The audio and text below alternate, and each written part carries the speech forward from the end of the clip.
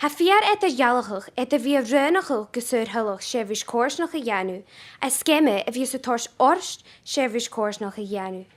Se mínachach de neach obrach sur halach, dunne Jonach a ha gosur halach a taverste híd.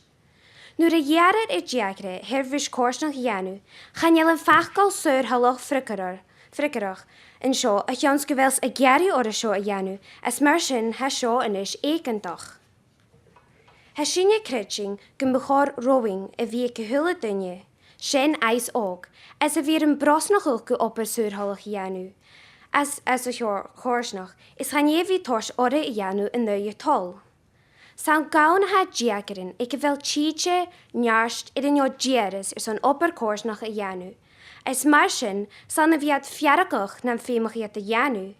Bhíad ga éching mar opar, is chan nám le tolchas na cria gon reo iad tors cúideach ó seachad. Mar sin, seach nach bíag an crí an sa rúta bhaid a dheanamh, cha bhíag iad próse las, is cha chudach iad an dí chalán. Bhíag seo go ma iad a dhealaite na bíag iad hain I tarígs I dheanamh go sur halach.